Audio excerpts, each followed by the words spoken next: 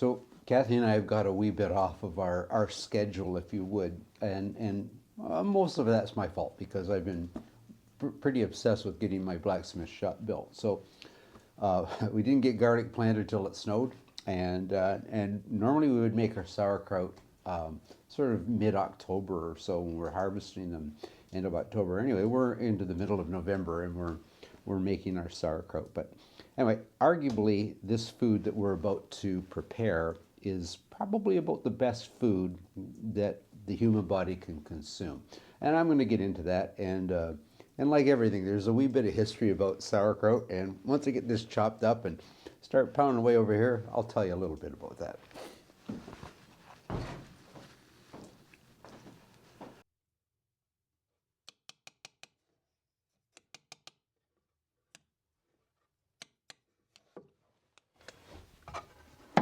So every cabin on the frontier had one of these, which was a salt box. So they used that for preserving a lot of foods. Not so much as we think of it as seasoning, although they would use it for that, but mostly for drying fish, for making salt brines for pork and beef and domestically raised animals, or in some cases wild animals. And what we're going to do today, which is sauerkraut. So I got to get this stuff chopped up.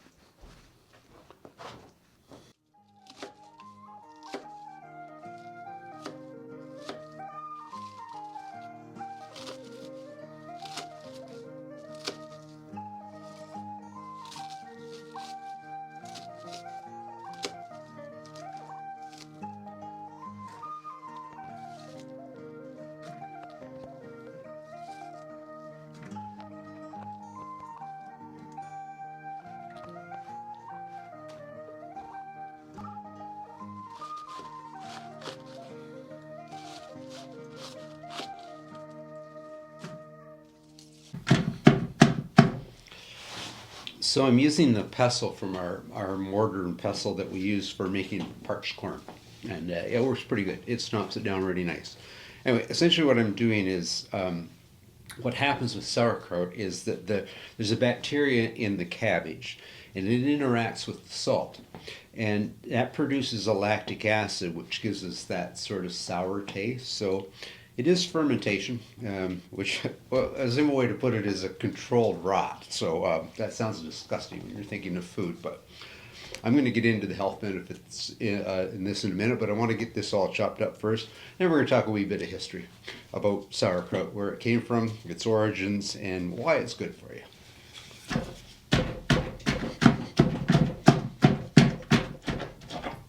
Okay, you probably noticed it sounded a little squishy in there.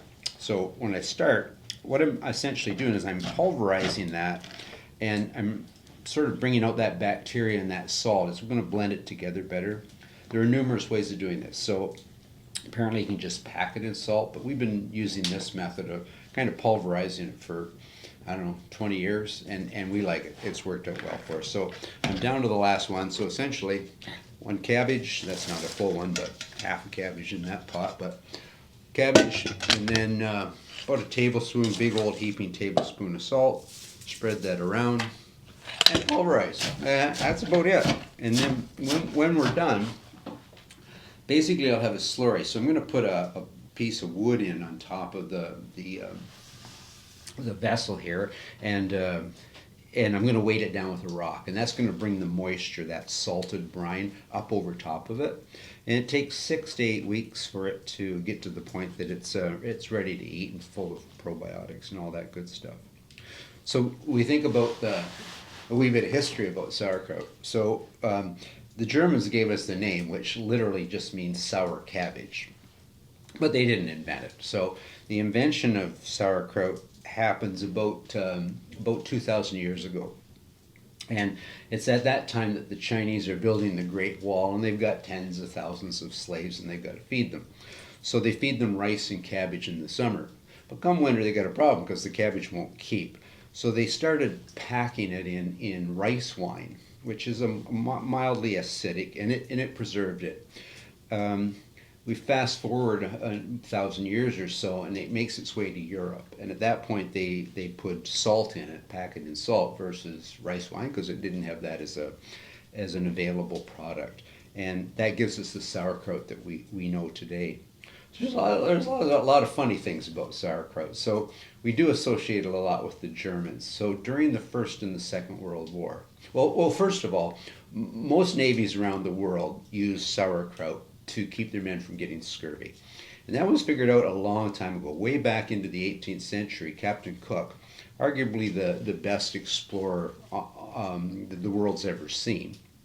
Yeah, reportedly over the years that his different voyages took place, he packed over 25,000 pounds of sauerkraut to feed the men on the ships. So most navies figured this out, and it was a way to avoid scurvy. So the English, they also did it, but at one point the English decided to replace that with limes. So the English get a nickname called limeys, and that's where it comes from.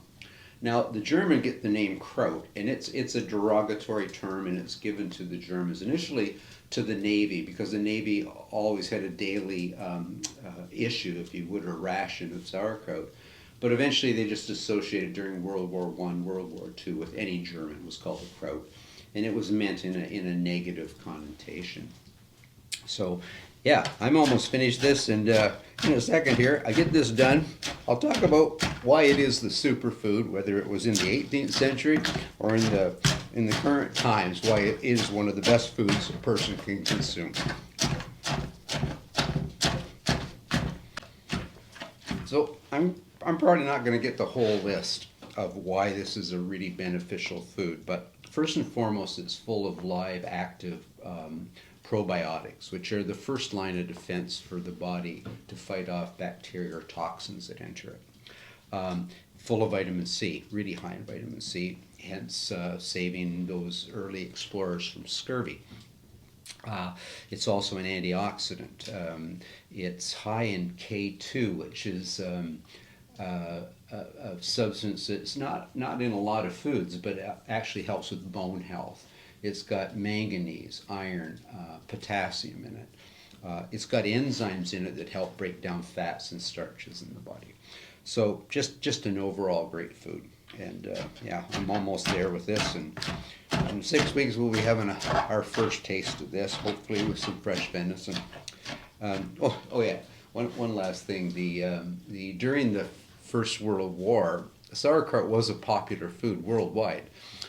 But started the First World War, people in North America had a tough time accepting anything that had a German name to it. So they actually relabeled sauerkraut. So for a few years in the States, it was known as Liberty cabbage. And I found that pretty funny. And people continued to buy it. Anyway, I digress. I got some pounding to do.